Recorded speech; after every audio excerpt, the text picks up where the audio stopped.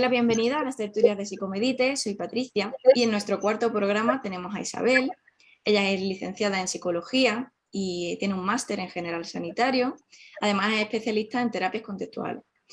Podemos encontrarla en Instagram, en su Instagram que se llama Tobar Psicología. Tiene contenido muy interesante, entre ellos el que vamos a hablar ahora, que me llamó muchísimo la atención. Y nada, por si acaso, por si queréis buscarla en Instagram y seguirla. Y nada, pues bienvenida Isabel, un placer tenerte aquí. Hola, encantada. Muy bien, pues hoy vamos a hablar del real food, pero desde una perspectiva de la psicología.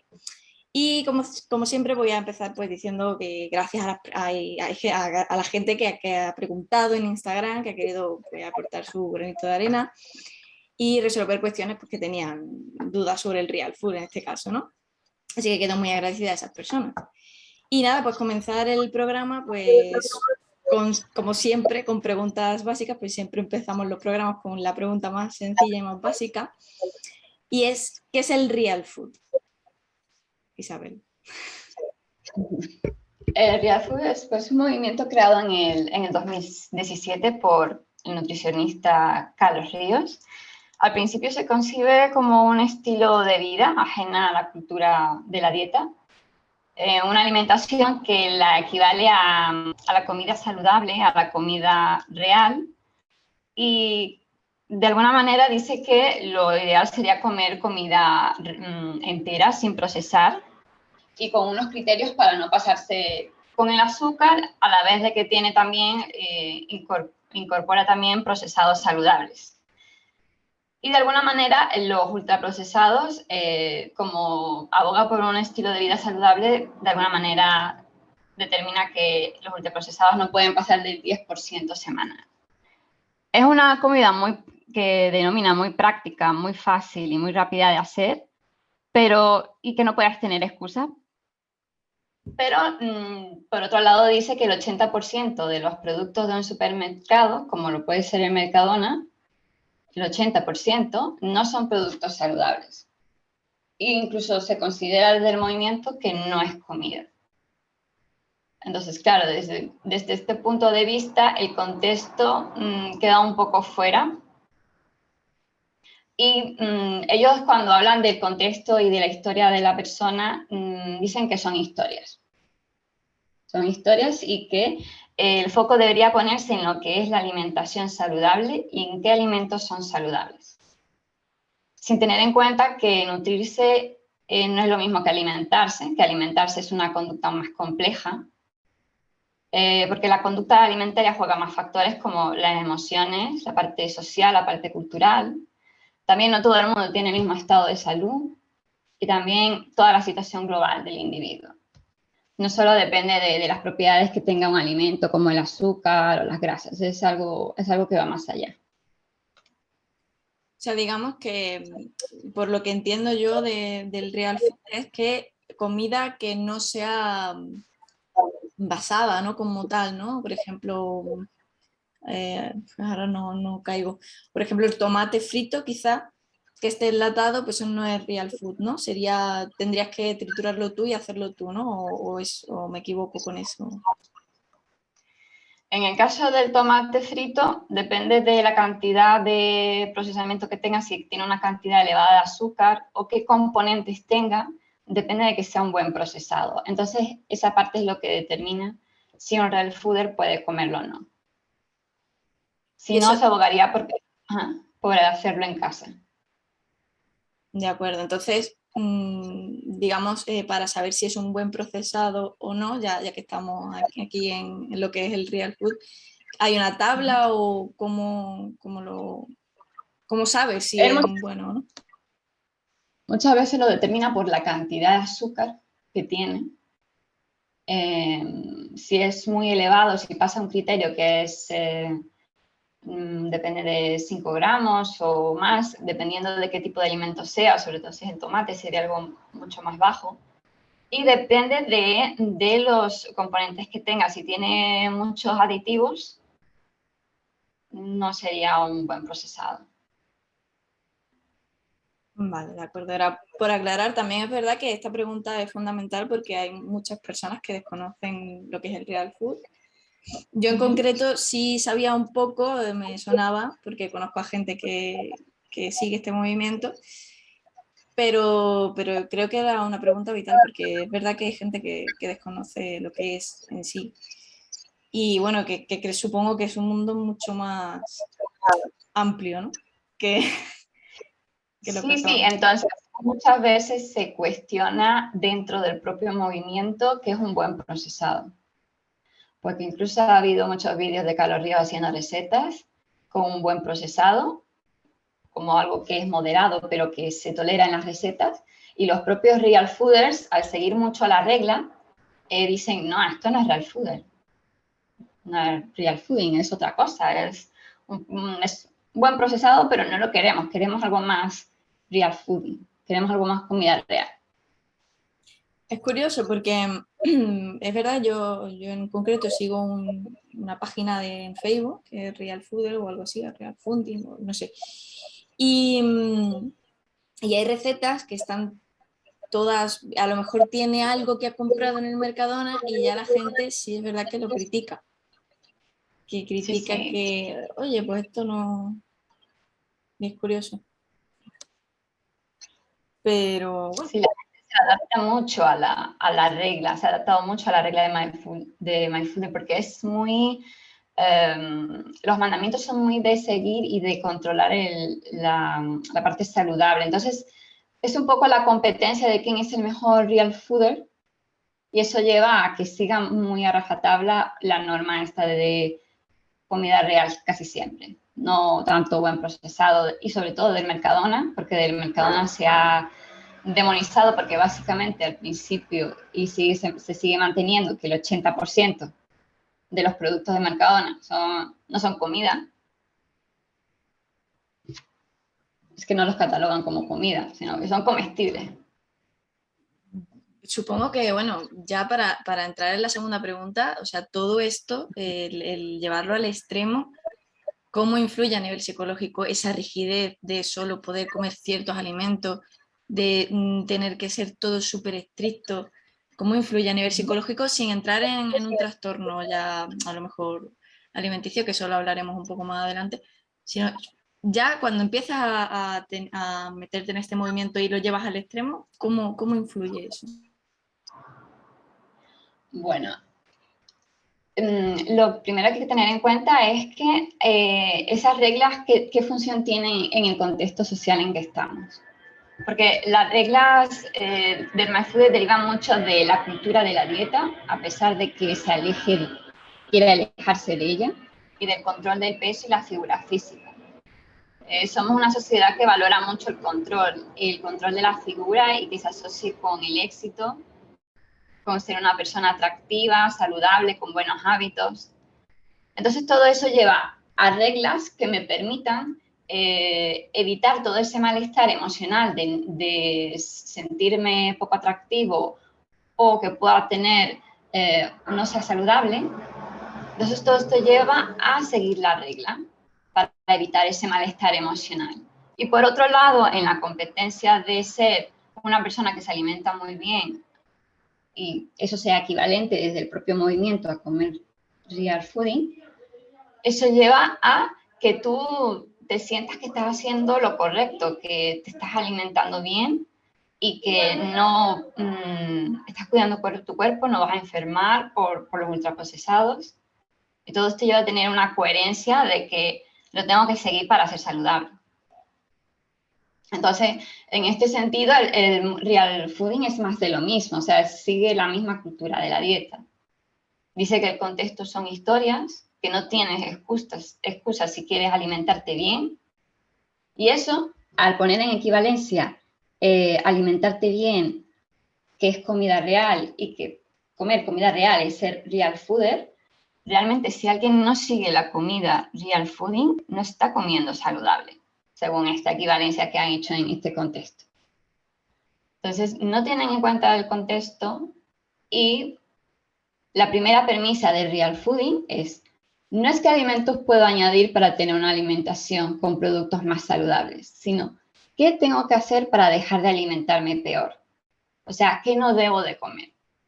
O sea, lo que dicen ellos es que lo primero es qué tienes en la despensa que sean productos insanos y que tienes que dejar de comer.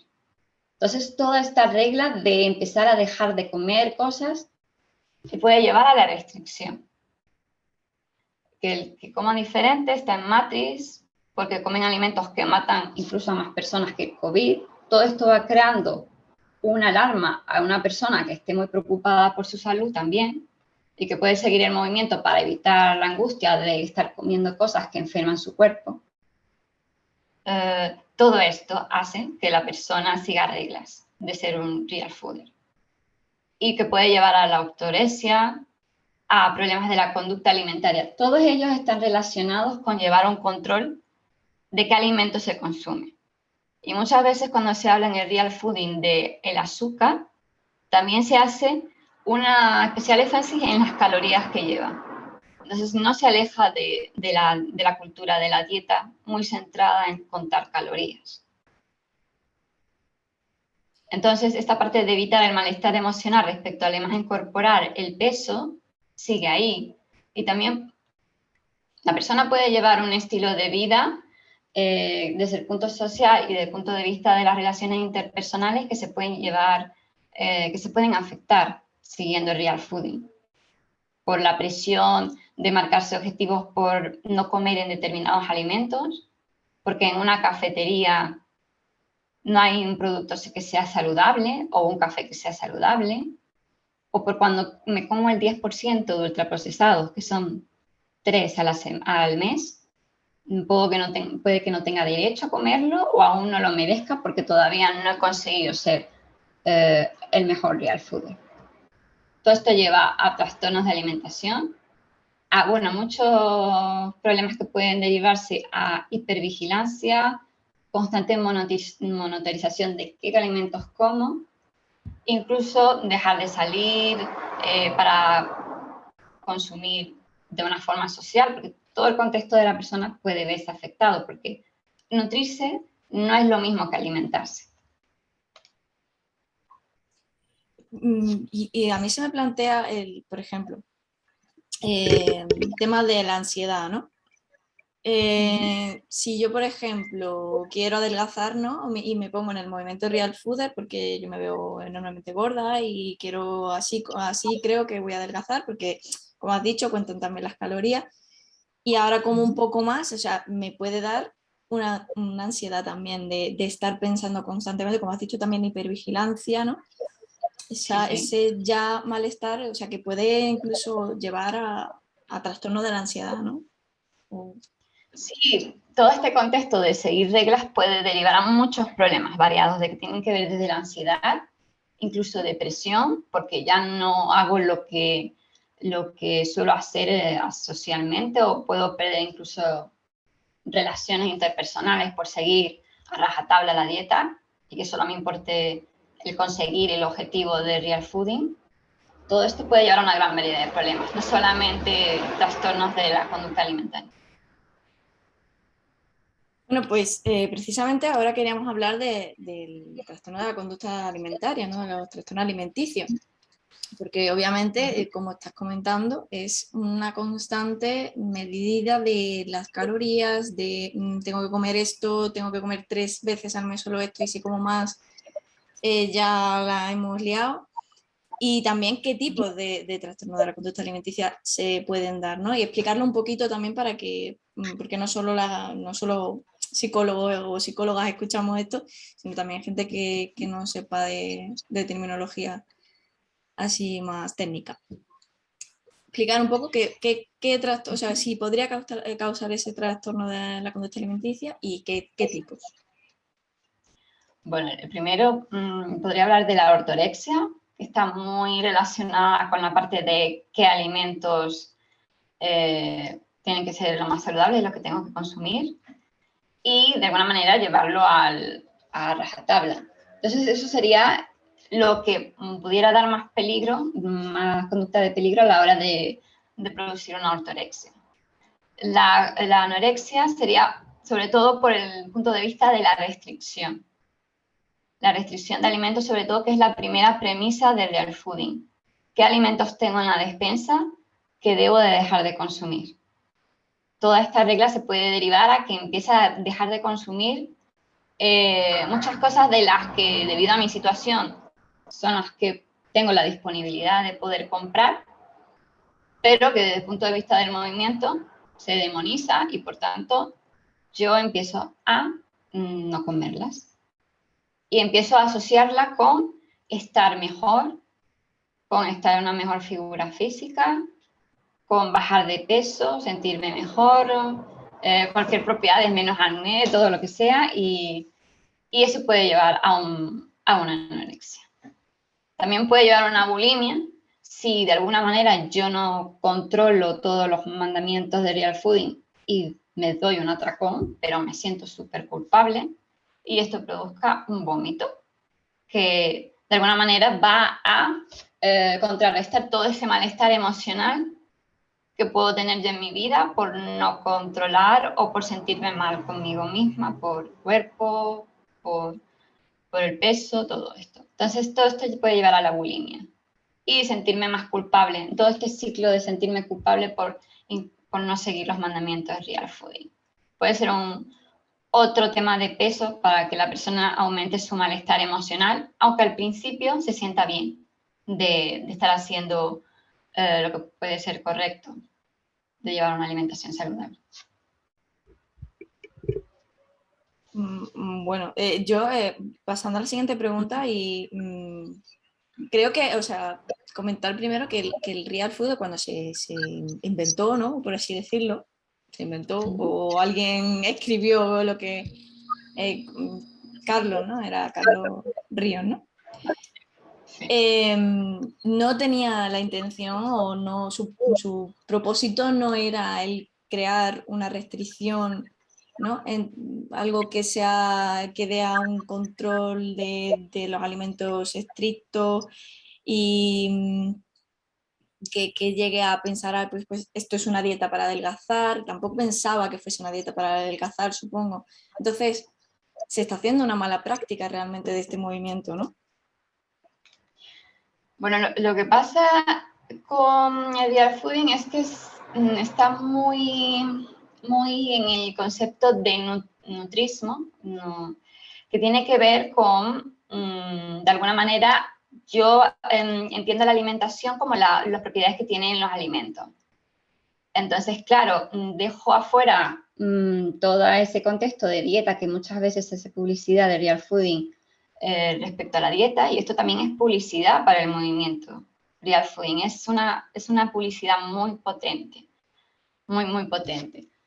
A pesar de que hay personas que le funciona el real fooding, es un movimiento que tiene lagunas, se presenta como un estilo de vida, pero tampoco deja de ser una dieta que vende que una única forma de tener salud a través de unos mandamientos de cómo tienes que comer o cómo tienes que moverte, y no tiene en cuenta el resto de variables. O sea, también el hecho de dividir alimentos buenos y malos, es muy fácil así derivar una mala relación con la comida. Entonces, todo esto tiene que ver con el nutricionismo del que se basa Carlos Ríos, en el que no toma en cuenta pues todas estas variables y que es un sistema de pensamiento que reduce la alimentación a solo sus nutrientes. Incluso cuando habla de que estos alimentos te van a saciar, no tienen en cuenta que hay muchas personas que, debido a la cultura de la dieta y no haber tenido un aprendizaje de tener contacto con cómo está comiendo y cómo identifica la saciedad y cuando se llena, no tiene en cuenta que eso también influye en la saciedad de una persona, no solamente que el alimento tenga esa propiedad saciante. Y tampoco no tiene en cuenta que la cultura de los procesados no se mantiene por tener alimentos como una propiedad adictiva, porque tienen mucho azúcar. Se aprovecha sobre todo de vender un producto que se obtiene con un precio asequible. Y es ideal para una persona que no puede dedicar todo ese tiempo a cocinar y a llevar todo ese tipo de vida que promulga el real fooding, por, yo qué sé, trabajar 10 horas diarias, tener una familia numerosa y no poder tener el tiempo o el dinero para llevarlo a cabo, porque al principio lo hablan de ello como algo barato y algo rápido, pero realmente el real fooding no lo puede hacer todas las personas. Y eso es algo que el movimiento debería haberse adaptado. Si quiere llevar el movimiento real fooding o movimiento de comida saludable a más personas y de una forma más adecuada, no solamente de una forma de vista tan generalizada, algo que también se critica desde el movimiento, que desde la parte de los nutricionistas es calcular calorías, algo muy general, pero ellos también lo llevan a nivel general con esos mandamientos que no se adaptan mejor a las varias circunstancias que puede tener una persona. Eso que has comentado de precios asequibles, comentar que precisamente en la página esta que yo sigo en Facebook, muchas veces utilizan dátiles, ¿no? Y los dátiles no son baratos. Los frutos secos en general no son baratos y se utilizan muchísimo en el real food. Entonces, realmente es un movimiento que, como bien has dicho, supongo que se pensaría en algún momento como algo, pues eso, no comprar a lo mejor cosas ya hechas en el supermercado, sino hacértelo tú porque es mucho más saludable, pero realmente es que se ha llevado a un término que tienes que utilizar X productos que realmente no son asequibles o que sí, porque es que si tienes que hacerlo todo con esos alimentos en concreto, al final no puede llegar a todo el mundo. No es saludable a nivel mental, ¿no? O a nivel de económico incluso. Entonces, sí, yo considero eso, que es como se ha llevado a algo que no está bien practicado, ¿no? Sí, el problema también es que la parte de que ellos emplean de mucho juicio, dicen, es que no tienes excusa para empezar. Y el dejar fuera todo este contexto, realmente no se adaptan a todo esto, porque la industria del ultraprocesado no se mantiene ahí, tanto por lo que ellos dicen del azúcar, sino porque están adaptados a llevar, mira, tienes todas estas opciones y tú eliges libremente. Y eso realmente no es así. La persona elige de acuerdo a su economía y de acuerdo a lo que tiene más facilidad para realizar porque tiene poco tiempo. Entonces, es una cuestión de que la propia industria de los ultraprocesados se ha adaptado al contexto actual. Entonces, como movimiento real fooding, la mejor forma es plantear alternativas y no tanto decirle a las personas que el 80% de un supermercado no es saludable, incluso es productos insanos. O sea, no se adapta al contexto. Entonces, la persona vive totalmente pensando que los demás no se esfuerzan. Entonces, también esto lleva a un nivel de juicio, porque desde el propio movimiento se dice de convertir, informar a las personas que no siguen el real fooding. Y esto puede llevar a un ambiente de mucho juicio sin tener en cuenta la situación de la otra persona. Eso también forma parte de la mala práctica dentro de lo que sea las redes sociales también. Exacto, dentro del movimiento. Eso es lo que íbamos a hablar ahora, porque realmente, por ejemplo, lo que estoy comentando en el Facebook o de la página esta, o habrá 1000 millones, en Instagram seguro que hay también, que al final pues una persona sube sus recetas, otra sube las recetas, una le dice que esto está mal, entonces al final influye en las redes sociales en esta mala práctica, ¿no? Sí, en las redes sociales hay como este pensamiento de que si tú publicas algo en una red social, cualquier persona puede venir y comentarte su opinión. Claro, pero también tiene sus consecuencias a nivel de que la persona va a compartir ahí y realmente la persona que comparte no va a ir pensando que pues se va a viralizar y le van a decir muchos comentarios que va a juzgar su figura, su alimentación. O sea, la persona no lo piensa así, sino que está compartiendo algo ya sea por la receta o compartir su forma de vida, pero no para que lo juzguen. Una persona afuera tampoco le gusta que le juzguen, venga cualquier desconocido y le diga, oye, eso que estás comiendo, esa hamburguesa, ¿no? Ultraprocesado, o sea, pero por las redes sociales se ha normalizado mucho esto. Entonces, el real fooding, en esta parte hay muchas malas prácticas, incluso el fundador, Carlos Ríos, hace poco eliminó muchos vídeos en los que agarraba vídeos aleatorios de gente comiendo en TikTok y contaba calorías, juzgaba cómo comía, y todo esto los que le siguen pues lo veían como algo, mira, nosotros comemos mejor, mira, totalmente juzgar a esta persona. Y esto llevó a despertar la alarma y mucha gente se pronunció en esto, que no es posible de que promover un movimiento de alimentación saludable se tenga que juzgar a las personas por lo que comen en TikTok o en cualquier red social, incluso menores de edad, porque muchos de algunos vídeos eran menores de edad.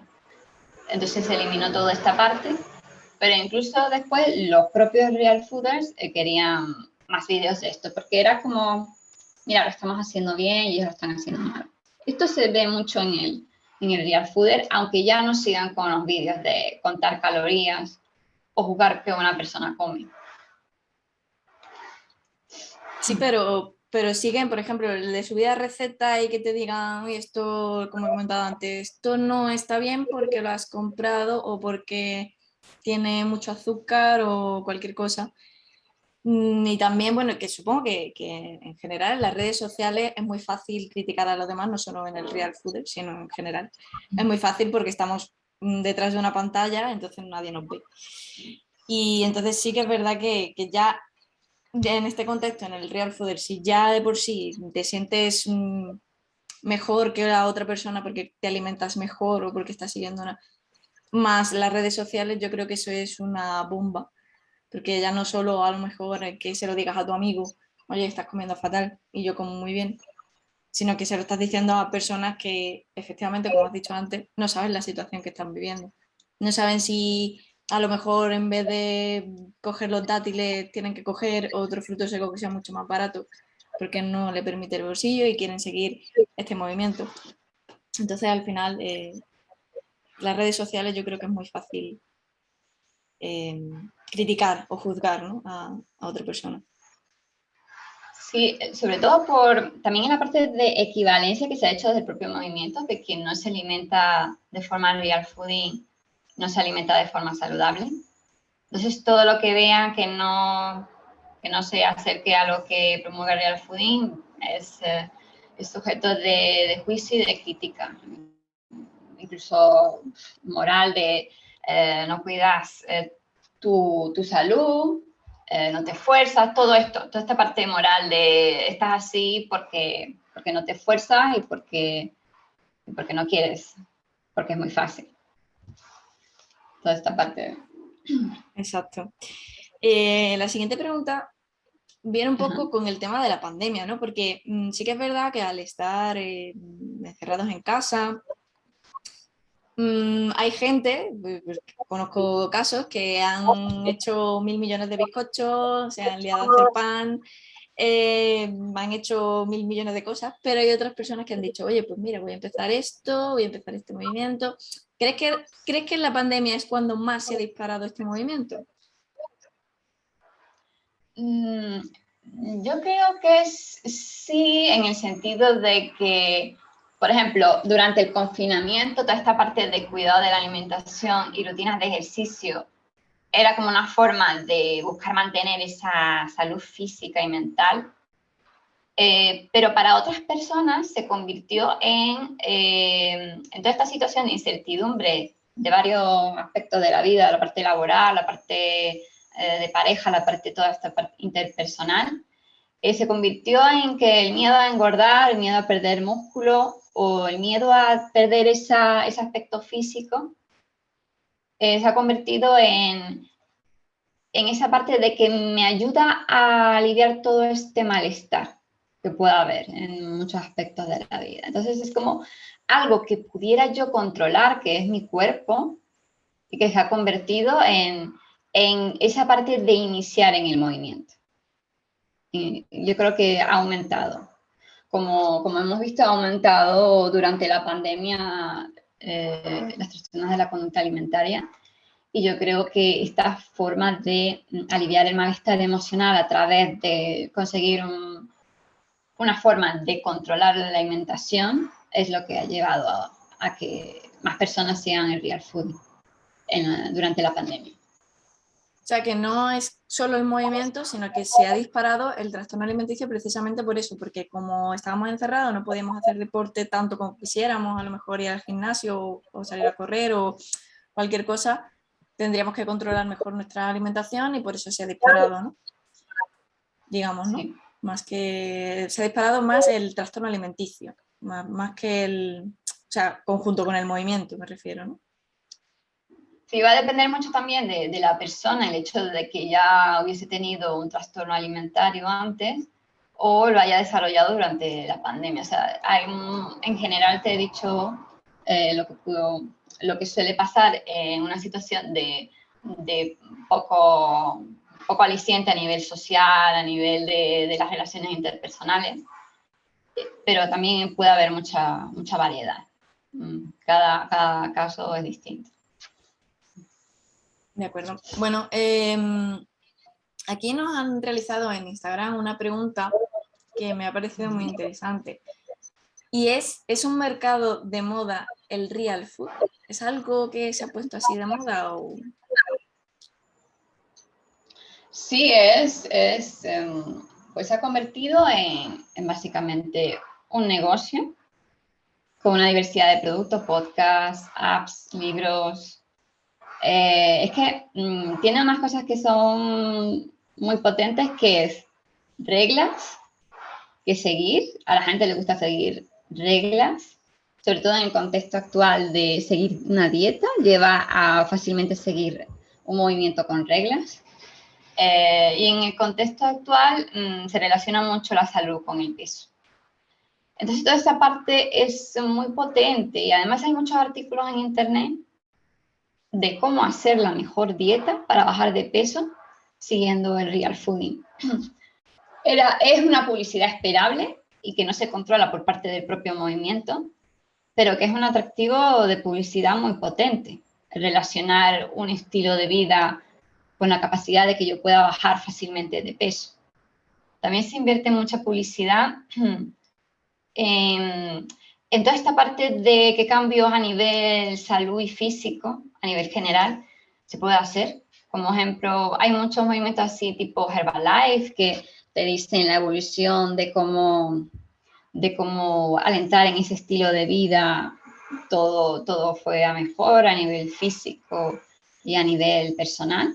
O sea, toda esta parte del éxito ya la tienen dentro del movimiento y eso atrae a muchas personas. Cuando un movimiento es exitoso, muchas más personas se ven atraídas. Entonces, no llega a ser muy sano a nivel psicológico, por comenta lo que, por ejemplo, en el enfoque que sigo, que es el contexto funcional, habla de que muchos problemas psicológicos están debidos a la inflexibilidad psicológica, al seguir reglas verbales que pueda estar en un contexto social. Estas reglas llevan a que la persona no tenga un contacto directo realmente con cómo se está alimentando o cómo debiera alimentarse teniendo un contacto directo con cómo se alimenta, sino que al seguir reglas lo que hace es buscar un alivio al malestar emocional y se desconecta de lo que es su cuerpo, algo que sería muy importante en la alimentación. Estamos poniéndolo todo muy oscuro del real food y tampoco quiero acabar el podcast así como viéndolo oscuro, porque precisamente como he comentado antes, no creo que esa fuese la intención de este señor al escribir el libro. Entonces, ¿cómo ser un buen real fooder? ¿Cómo llevar a cabo este movimiento de forma realmente sana, no solo a nivel físico, sino a nivel mental?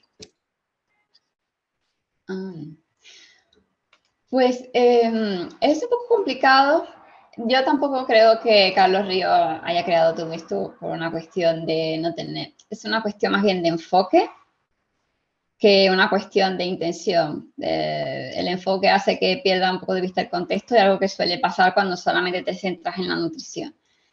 Y como decía, alimentarse no es lo mismo que nutrirse. Entonces, el ser un buen real fooder es un poco de alimentación saludable. Yo diría que ser flexible, ¿no? Ser, aunque hayan, por ejemplo, si eres real fooder y no quieres que la parte esta negativa del movimiento pueda afectarte, pues tener flexibilidad en los mandamientos, por ejemplo. Ese 10%, pues que no condicione tu vida y que más que ver las propiedades de un alimento, que si es saciante o si es adictivo como un azúcar, emplear parte de esa perspectiva de alimentación saludable que estás incluyendo en tu estilo de vida, tener un mayor contacto de cómo me siento al comer este alimento. No tanto porque el alimento diga, esto te debe gustar y esto te sacia, sino que tú vas probando. Entonces yo creo que esta parte de flexibilidad la podrías incorporar. Me parece muy interesante, de hecho me ha gustado el cómo te sientes, ¿no? O si te sientas bien este alimento, más que tengo que seguir esto estrictamente. Porque al final lo importante aquí es que te escuchas a ti mismo o a ti misma y no sigas tanto las reglas tan estrictas que te imponen, ¿no? No que vayas viendo Sí, tú.